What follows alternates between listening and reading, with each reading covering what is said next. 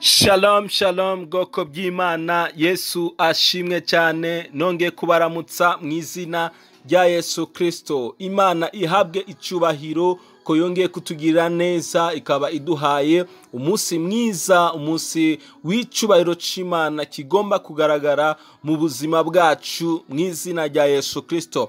Nongeye kubakira rero mwese, mbahaye ikaze muri morning prayer, isengesho ryo mu gitondo. Uwiteka abagire neza kuri mwebwe mwese mukomeje gufata kanya gato ko gusengana natwe, kandi ndizera ko Uwiteka akomeje kubaho umugisha, Uwiteka akomeje kubarinda, Uwiteka akomeje kubana namwe mwese n'ibyanyu byose. Haleluya. Ndagusaba rero kugira ngo ukomeze kubana natwe mu bihe byiza byo gusenga, mu bihe byiza byo kwinginga, mu bihe byiza byo kumva ijambo ry'Imana, kandi dukomeze by'ukuri gufatanya natwe twese dushikana ubutumwa bwiza ku bantu benshi bashoboka. Musangiza abandi isengesho kugira ngo nabo bahabwe umugisha. Imana ibagirire neza. Ndumva nabwira umuntu ariko aranyumva muri kano kanya ngo ntutinye, kuko Uwiteka yifuza kukugwanirira. Haleluya. Birashoboka ko muri kano kanya, muri kino gitondo, cyangwa se umwanya wari wose bitewe naho uherereye, hari ibintu urebesha amaso yawe cyangwa se utekerereza, wiyumvira, ukabona biguteye ubwoba, ukabona birakomeye mu maso yawe. Ariko ndagira ngo ubwire ngo Uwiteka arakubwira ngo ntutinye, kuko yiteguye kukugirira neza. Ndaza gusengana n'umuntu wese yumva afite ubwoba, yumva muri we hari ibintu bitari kugenda neza, afite gushidikanya cyangwa se gukekeranya bitewe na situation ariko aranyuramwo. Ndaza gusengana nawe kugira ngo Uwiteka yongera kureme mu mutima, haleluya, wo kwizera Imana, wo kwiringira Imana. Ubwoba bugomba kuva mu buzima bwawe, kuko Uwiteka yaje kugira ngo akugwanirire. Haleluya. Agwanirire ubuzima bwawe, agwanirire umuryango wawe, agwanirire abana bawe, agwanirire ministere yawe, agwanirire business zawe. Ibyo byose ubona bisa nkaho biteye ubwoba, Uwiteka arifuza kukugwanira no kukugira neza. Ijambo ry'Imana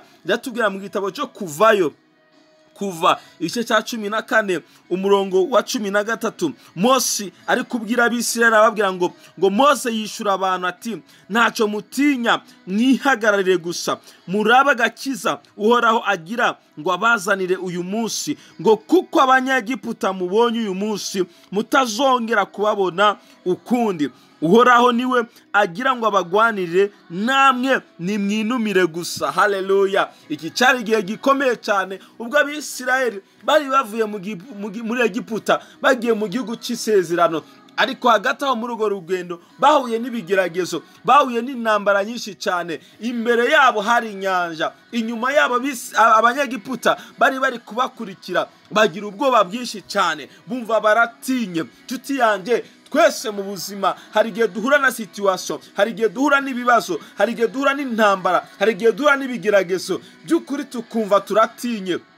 Abisirayeli bari bageze ahantu bumva nta kindi kintu basigaje uretse kwicwa n'Abanyegiputa bari babakurikiye. Bari babuzemwe amahitamwo, ntari bari bazi icyo gukora. Ariko ndashima Imana ko yari yabahagurukije Mose kugira ngo akomeze kubatera intege, ababwire ko hari Imana mu ijuru igomba kubagwanirira. Haleluya. Igihe ubona ko byose byanse, igihe ubona ko byose byahagaze, mu ijuru haba hari Imana ihaguruka ikaza ikakugwanirira. Haleluya. Mose arabwira Abisirayeli, arababwira ngo mwitinya, muhagarare. Haleluya. Kubera ko yarazi ko Imana yamuhamagaye, Imana yamuhagurukije, ifite ubushobozi bwo kubakiza no kubagwanirira no kubatabara. Nshuti yanjye, nanjye ndakubwira muri kino gitondo, Imana ndiko ndavuga, Imana y'Umwami wacu Yesu Kristo ishoboye cyane gose kugukiza ubwo burimwo, ishoboye cyane gose kukugwanirira izo ntambara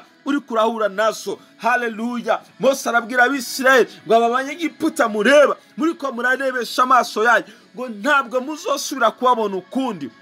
Hari igihe ibibazo biba byinshi mu buzima bwawe, hari igihe intambara ziba nyinshi cyane mu buzima bwawe, ariko reka nkubwire ngo ikintu gitangiye kiba gifise iherezo ryacu, kiba kigiye kurangira. Ibyo bibazo ubona mu buzima bwawe, ibyo bigeragezo ubona mu buzima bwawe, iteka mu mbaraga ze no mu bumana bwe yiteguye kukugwanirira, yiteguye kukugirira neza ibyo bibazo kugira ngo utazongera kwibona ukundi. Ese urize iyo Mana y'imbaraga, Imana y'amaboko, Imana itabara, Imana itadutererana, ahubwo Imana ibana natwe. Wizere muri kano kanya Imana ikumara ubwoba kandi kugire neza mu izina rya Yesu Kristo. Data, ndasengera umuntu wese ariko aranyumva muri kano kanya ufite ubwoba bwa situation ibi ari kunyuramwo, intambara, ibigeragezo n'ibindi byose bimuteye ubwoba, reka umugwanirire mwami mu izina rya Yesu Kristo. Muri uyu mwanya tugisenga, reka wohereze marayika utugwanirira, marayika uba mu ruhande rwacu kugira ngo atabare ubwoko bwawe, atabara abana bawe, atabara imiryango, atabara ibihugu, atabara amaministeri, atabara abakozi b'Imana